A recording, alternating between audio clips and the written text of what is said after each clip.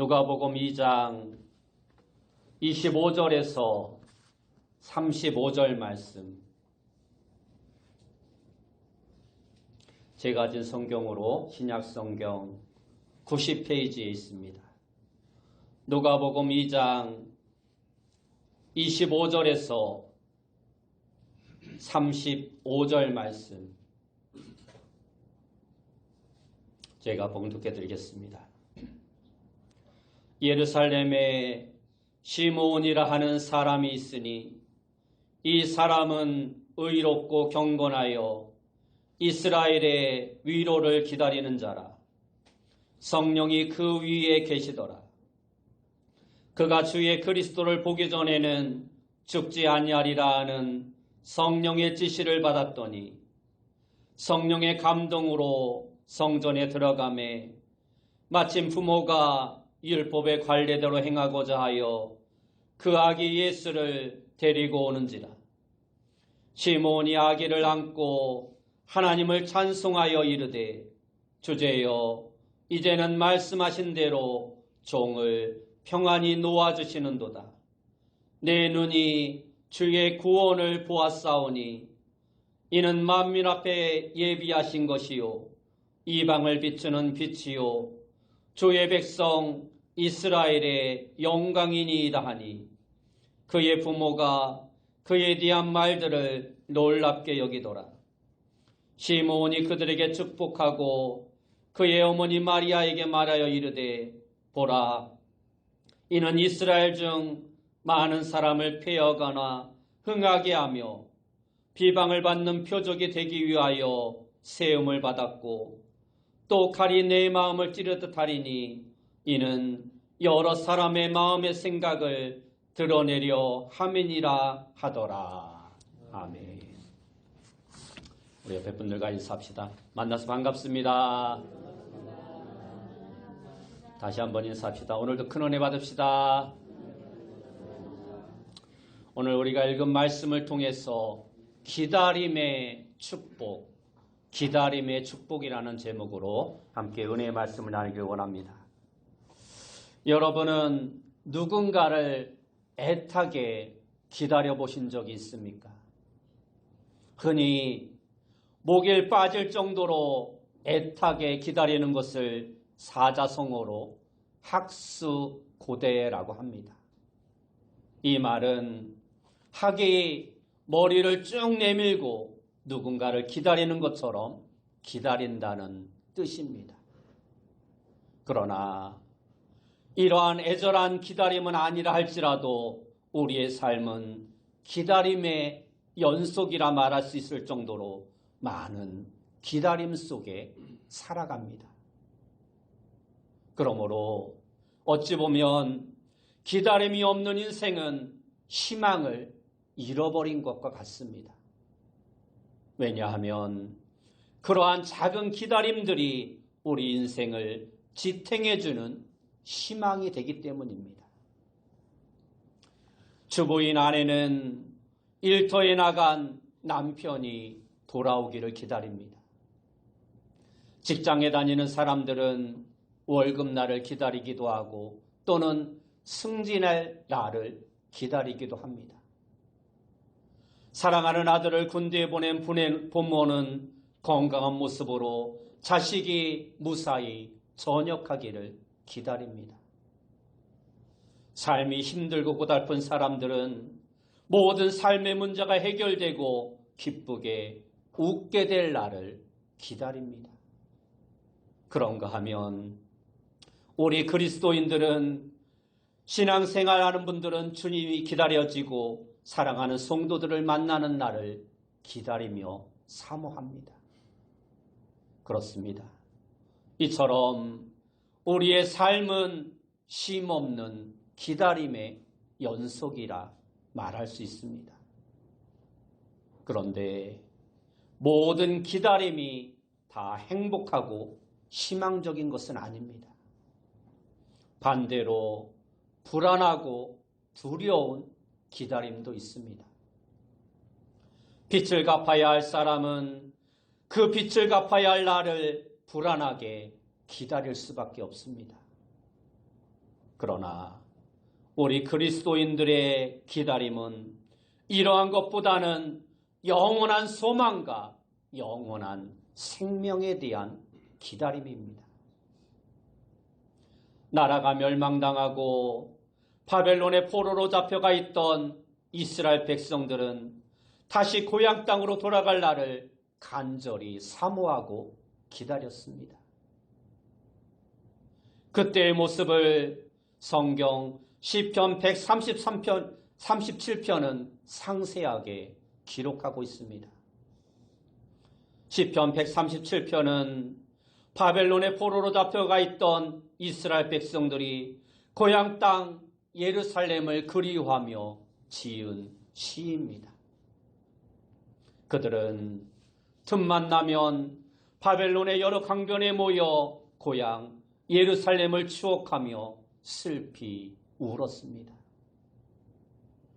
시간이 지날수록 고향에 대한 아름다운 추억들이 잊혀질지 모른다는 생각에 마음에는 불안이 더욱더 거세게 몰려왔습니다.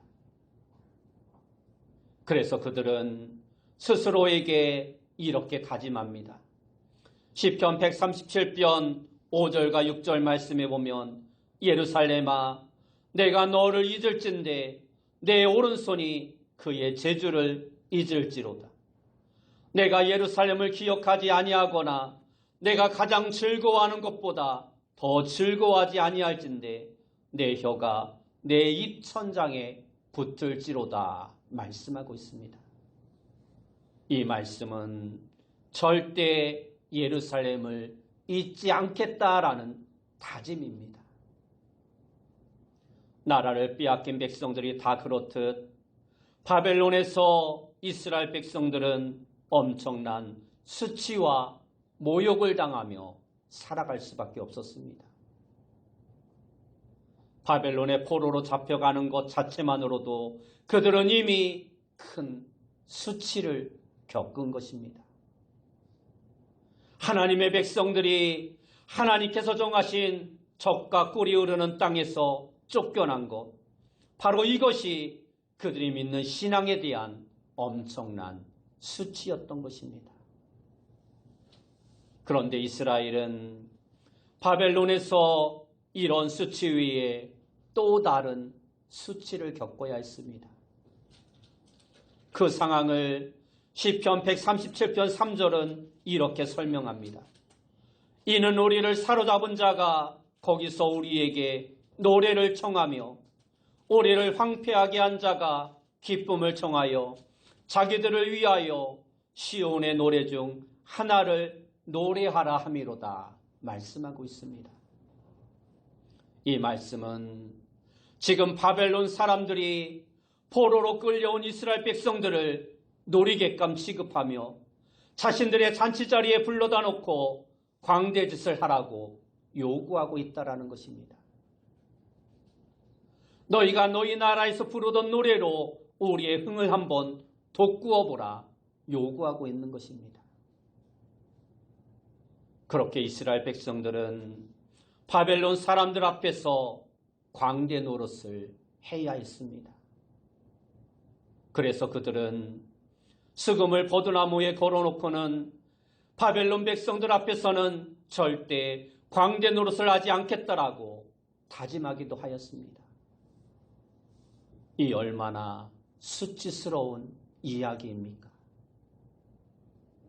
그러한 상황이었기에 이스라엘 백성들은 하루라도 빨리 고향 땅으로 돌아가고 싶었던 마음이 컸던 것입니다. 바벨론에서 이방 백성들의 노예로 산다는 것이 이스라엘 백성들에게는 너무나도 수치스럽고 치욕적인 일이었기 때문입니다. 그러나 이스라엘 백성들에게 이러한 비참한 삶이 바벨론 포로 시대에만 있었던 것이 아니었습니다. 오늘 본문의 배경이 되는 예수님께서 이 땅에 태어나실 때인 약 2000년 전에 이스라엘도 비슷한 상황이었습니다. 비록 예전처럼 남의 나라에서 포로 생활을 하고 있는 것은 아니었지만 당시 이스라엘도 로마로부터 지배를 받는 식민지 생활을 하고 있었습니다. 그로 인해 애써 농사를 지어도 로마의 세금으로 다 빼앗겨버리고 맙니다. 로마의 식민 정책에 의해서 자기들의 왕도 있고 성전도 있지만 주권은 상실한 나라였습니다.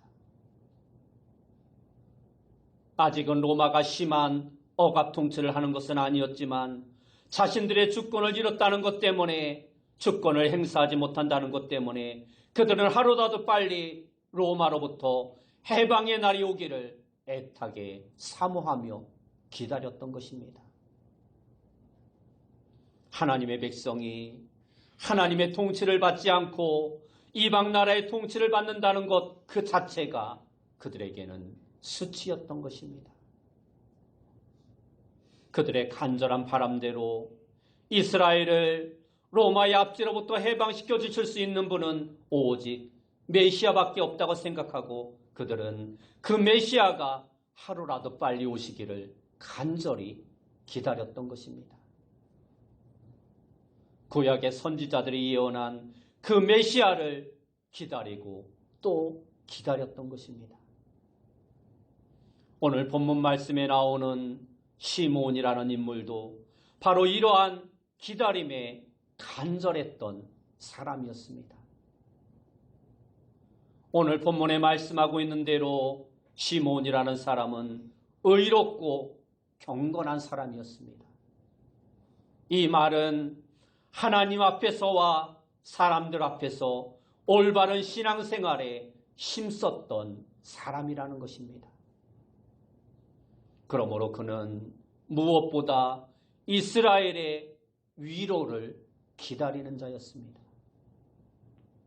이 말씀은 메시아를 기다렸다는 것입니다. 이스라엘 백성들은 구약의 마지막 선지자였던 말라기 선지자 이후 약 400년 가까이 메시아가 오기를 간절히 기다리고 또 기다렸습니다. 오늘 본문의 시몬 역시 경건한 삶을 살아가며 그러한 메시아를 기다리고 있었던 것입니다. 그러나 당시 이스라엘 백성들이 기다리던 메시아는 오늘날 우리가 생각하는 그러한 메시아가 아니라 단지 정치적인 메시아였습니다. 빼앗긴 이스라엘의 주권을 회복시켜주고 나라의 자유와 해방을 되찾아 줄 수 있는 막강한 군사력과 정치적인 힘을 가진 왕과 같은 메시아를 이스라엘 백성들은 기다리고 있었던 것입니다. 그래서 당시에 예수님을 따라다니던 많은 사람들, 특히 예수님의 제자들까지도 예수님이 당시 이스라엘 백성들이 기대하던 그러한 정치적인 메시아였으면 좋겠다라고 생각했습니다. 일부에서는 예수님이 당연히 그러한 메시아일 것이라고 생각했습니다. 그래서 예수님께서 십자가에 죽으셨다가 부활하신 후에도 제자들은 이러한 환상을 버리지 못하고 사도행전 1장 6절의 말씀을 보면 이렇게 말씀하고 있습니다. 주께서 이스라엘 나라를 회복하심이 이때니까. 예수님이 십자가에 죽으시고 3일 만에 부활하신 후 하늘로 올라가시기 전에 제자들이 예수님께 물었던 질문입니다. 주께서 이스라엘 나라를 회복하심이 이때니까 이제 예수님께서 이스라엘을 로마로부터 해방시킬 것입니까? 라는 질문입니다. 죽었다가 부활하신 그 권능으로 이제 이스라엘을 로마로부터 해방시켜달라는 것입니다. 3년 동안이나 예수님을 따라다녔던 제자들도 그러한 예수님을 믿고 있었던 것입니다. 그만큼 이스라엘 백성들의 마음속 깊은 곳에는 정치적인 메시아를 간절히 기다리고 있었던 것입니다. 오늘 본문에 나오는 시므온도 마찬가지였습니다. 그도 역시 하루빨리 하나님께서 약속하신 메시아가 오셔서 이 민족을 로마의 압제로부터 해방시켜 주시고 우리 민족에게 참된 자유를 되찾아 줄 것을 기다리고 또 기다렸던 것입니다. 그런데 하나님께서는 그러한 시므온의 꿈을 바꾸어 주십니다. 메시아가 나타나서 로마의 압제를 받고 있는 이스라엘에 해방시켜 줄 것을 기다리고 있던 시므온에게 주의 그리스도를 보기 전에는 죽지 아니하리라 하는 성령의 약속이 주어진 것입니다. 오늘 본문 26절에 말씀하고 있는 이 주의 그리스도라는 말을 우리는 잘 이해해야 합니다. 우리가 잘 아는 말 가운데 그리스도라는 말이 있고 메시아라는 말이 있습니다. 이 두 단어는 본래 같은 말입니다. 메시아라는 말은 히브리어고 그리스도라는 말은 헬라어입니다. 둘 다 똑같은 뜻으로 기름 부음을 받은 자라는 뜻입니다. 그러나 신약 성경에서 이 메시아와 그리스도라는 단어가 쓰여질 때는 그 의미가 확연하게 달라집니다. 신약 성경에서는 정치적인 메시아를 가리킬 때는 메시아라는 히브리어를 주로 강조해서 썼고 예수 그리스도를 통해서 이루어질 인류 구원이라는 메시아적 구원의 관점에서 말을 할 때는 그리스도라는 헬라어를 썼던 것입니다. 그렇기 때문에 오늘 본문에 나오는 이스라엘의 위로를 기다리고 있던 시몬에게 주의 그리스도를 보기 전에는 죽지 아니하리라 하는 이 말씀은 시몬이 기대했던 모든 이스라엘 백성들이 기대했던 그러한 메시아와는 전혀 다른 온 인류를 죄와 사망의 어둠에서 구원하실 참된 그리스도를 기다리라는 것입니다. 너희가 생각하는 정치적인 메시아, 로마로부터 해방시켜줄 그러한 메시아가 아닌 온 인류를 죄에서 구원하실 그리스도를 기다리라는 것입니다. 그렇습니다. 예수 그리스도는 이 땅에 오신 메시아이십니다. 그러나 그분은 이스라엘 백성들이 기다렸던 그러한 정치적인 메시아가 아니라 온 인류를 죄와 사망의 사슬에서 건져주시기 위하여 자신의 몸과 모든 것을 드리실 그리스도였던 것입니다. 그런데 이스라엘 백성들이 자신들을 로마의 압제로부터 해방시켜줄 정치적인 메시아를 믿었던 것처럼 오늘날에도 예수님을 그러한 정치적인 메시아로 잘못 믿고 있는 사람들이 많다라는 것입니다. 불신자가 아닌 우리 그리스도인들 가운데 그러한 사람들이 많다라는 것입니다. 예수님을 믿는 것이 우리의 근본적인 죄를 용서받고 예수님 안에서 하나님의 자녀로 새롭게 거듭난 것을 최고의 목표로 삼아야 하는데 거기에 우리는 자꾸만 정치적인 목적, 세상적인 무엇인가를 갖다 붙이려 합니다. 그래서 예수 믿으면 사업이 잘 되고 예수 믿으면 병에 걸리지 않고 예수 믿으면 자식들이 성공하고 예수 믿으면 비참했던 자신이 갑자기 승진을 하거나 신분이 상승할 것이라 생각을 합니다. 우리가 이러한 생각으로 예수님을 믿는다면 또 예수를 믿으면서 우리가 이러한 생각에 사로잡힌 신앙을 한다면 우리는 지금 예수님을 정치적인 메시아로 잘못 믿고 있는 것입니다. 이것이 바뀌어야 합니다. 물론 예수 믿고 난 후에 사업이 잘 될 수도 있고 병도 나을 수 있고 자식들이 복을 받아 잘 될 수도 있습니다. 그러나 반대로 그렇게 되지 않을 수도 있다는 것을 알아야 합니다. 그러므로 그러한 것들이 우리 신앙의 목적이 되어서는 안 된다는 것입니다. 그러한 것들은 하나님께서 우리에게 은혜로 주실 수도 있는 것일 뿐 그것이 근본 목적이 아니라는 것입니다. 예수 믿는 가장 근본적인 목적은 죄의 문제를 해결하고 하나님의 자녀가 되는 것입니다. 이것보다 더 근본적이고 중요한 이유는 없습니다.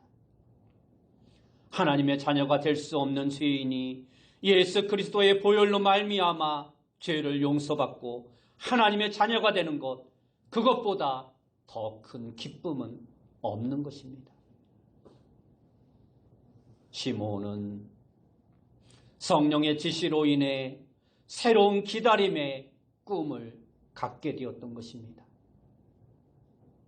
온 인류를 구원하실 인류의 구원자를 기다리게 된 것입니다. 그리고 그 꿈이 이제 시므온의 삶의 목적이 되었습니다. 전승에 의하면 당시 시므온의 나이는 100살이 넘었다라고 합니다. 그러한 그가 고령의 나이에도 불구하고 성전을 출입할 수 있을 정도로 건강을 유지하며 살아갈 수 있었던 것은 그 간절한 기다림이 그의 삶을 지탱해 주었기 때문입니다. 꿈이 있는 인생, 무언가를 기다리는 인생은 이처럼 기쁨과 설렘으로 살아갈 수 있는 것입니다. 꿈과 기다림은 현실의 고통을 이길 수 있게 만들어주는 능력이 되기도 합니다. 꿈과 기대는 또한 삶의 목표를 잃고 의미 없는 삶을 살아가는 인생들에게 삶의 가치와 목표를 가지게 합니다. 이렇게 시므온이 온 인류를 구원할 메시아를 만날 것이라는 꿈과 기대를 가졌던 것처럼 오늘 우리도 다시 오실 주님을 만날 수 있다는 꿈을 가지고 살아가는 자가 되어야 합니다. 다시 오실 주님을 기다리는 마음에는 좌절을 이길 수 있는 능력이 있습니다. 절망 가운데도 다시 일어설 수 있는 용기가 생겨나고 삶의 활력이 넘치게 되는 것입니다. 시므온은 하나님의 약속을 믿고 메시아를 기다렸습니다. 그러던 어느 날 시므온이 성령의 감동 가운데 성전에 들어갔을 때 마침 마리아와 요셉이 유대 전통에 따라 정결 예식을 행하기 위해 예루살렘 성전을 찾아왔습니다. 유대의 전통에 따르면 모든 남자 아기는 난지 8일 만에 할례를 받아야 하고 산모는 40일이 지나면 정결 예식을 행하여야 했습니다. 마리아와 요셉도 율법이 정한 대로 정결 예식을 행하기 위해 아직 난지 40일밖에 되지 않는 아기 예수를 품에 안고 성전 안으로 들어왔던 것입니다. 그렇게 시므온은 아기 예수를 보게 되고 그를 품에 안게 됩니다. 아기 예수를 안는 순간 온 세상이 밝아지는 것을 느낍니다. 그동안 이 순간을 얼마나 기다렸는지 모릅니다. 이미 오래전에 하나님께서 약속하신 죽기 전에 꼭 보게 될 것이라는 그 메시아를 지금 보고 자신의 품에 안고 있는 것입니다. 그러나 어찌 보면 자신이 예수님을 안고 있지만 이것은 다른 말로 보면 자신이 메시아 되실 온 인류를 구원하실 예수님의 품에 안겨 있는 것과 같은 것입니다. 메시아인 아기 예수를 가슴에 품은 시므온에게 어떠한 부귀영화나 권능이 주어진 것은 아니었습니다. 사람들이 자신을 주목해 주지도 않았습니다. 처음 보는 낯선 아기를 가슴에 안고 가슴 벅차하는 그를 이상한 눈으로 쳐다보는 사람도 있었을 것입니다. 그러나 시므온은 그 모든 것을 상관하지 않습니다. 오직 그의 가슴에는 세상을 다 품은 것 같은 참된 기쁨과 즐거움이 있었던 것입니다. 그래서 그는 이렇게 찬양을 부릅니다.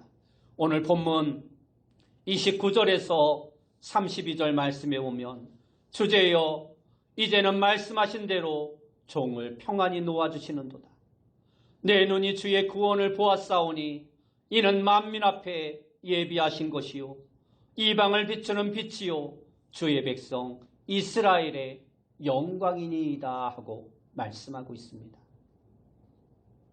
시므온은 품에 안은 그 아기에게서 하나님의 구원을 보았습니다.